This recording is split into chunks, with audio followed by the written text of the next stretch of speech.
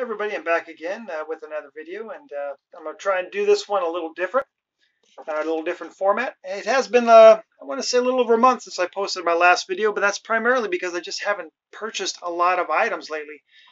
It seems with the economy doing well and the stock market being at record highs, it seems like it only makes sense that baseball cards are also selling for a lot more money than they typically do.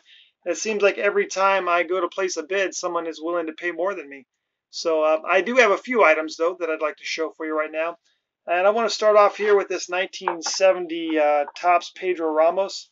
This is a card that I'm collecting because I'm primarily trying to get all the cards from the 1960 Topps set. Not necessarily all of them graded, but if I see a common that I can pick up in a near mint 7, I will pick it up if it meets my price point. And this is a card that met that criteria. It's got a little bit of some smearing or some ink up in the left-hand corner, but overall the card has got great centering and really sharp corners. And as I said, it met my price point, so I was able to pick it up. Another card that I'm glad to have for my collection is this 1967 Topps Jim Bunning. Now this is actually from the high numbered short print series. So 1967 Topps high numbered short prints are extremely popular and very expensive. I do collect Jim Bunning, so I did want this card for the collection and had been missing it. So I finally decided I wanted to pick it up, but I wanted to get it in an excellent 5 and get it around the $40 range. And this card met that criteria. I was able to pick it up just at the right price. So the centering on it is what's holding this thing back, centering from left to right, obviously you can tell.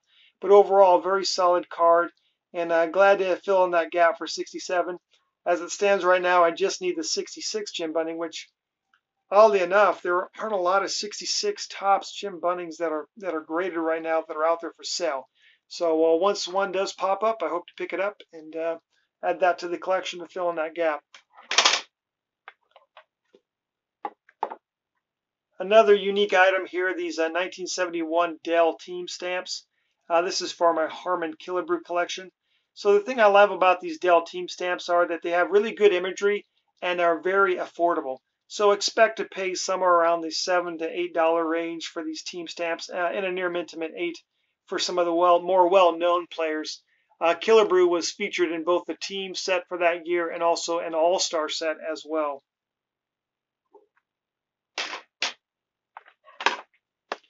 And along the same lines, this 1971 Dell of Ferguson Jenkins. A really good, strong picture of him while he was still playing with the Chicago Cubs. Another thing about these Dell team stamps, back then you'll see a lot of the oddball items that they don't have the team logos on. They didn't have permission, but the Dell team stamp did have permission, and I think it really adds to the appeal of these stamps.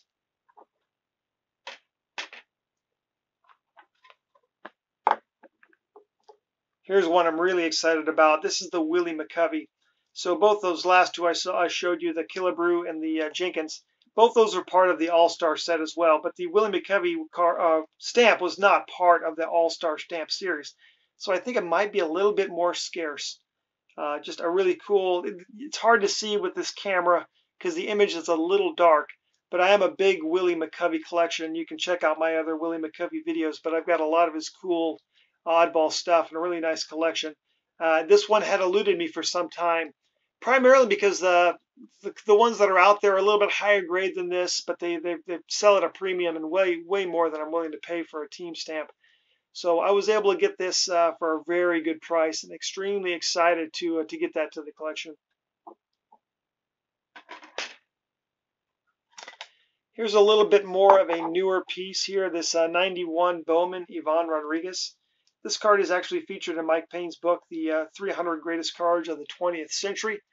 And it's just a near mint to mint 8. And once again, I'm not somebody that does a PSA registry.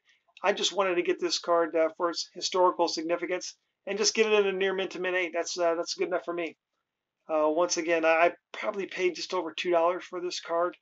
And the idea was just to add it to the collection as something. It's mentioned in the book. You know, I'm not a big Yvonne Rodriguez collector, but I thought I'd pick it up for $2. How can you go wrong? And the last card I have is actually not even not even a baseball card. It is a basketball card. And I'll zoom in a little bit for this 1971 Topps stickers. So it's got, you can see Hal Greer and Elvin Hayes, two really good basketball players. It had both NBA and ABA players in this set. So Topps included this as an insert in 1971-72 basketball. So they used the black bordered edges, kind of similar to the 71 baseball, which is a huge appeal to me. But very hard and difficult to get these in high grades. An Excellent 6, it's definitely not considered a good grade for this as well. But I was able to get this for under $10 for the Elvin Hayes collection. But a really cool little oddball piece from an era of basketball that not a lot of people, were collecting basketball back in these days. So I like it. I really enjoy this kind of thing. But that is the last piece I had to show you. Once again, I'm doing this a little different than I normally do, but I appreciate everyone's posts and comments, and I'll talk to you again soon.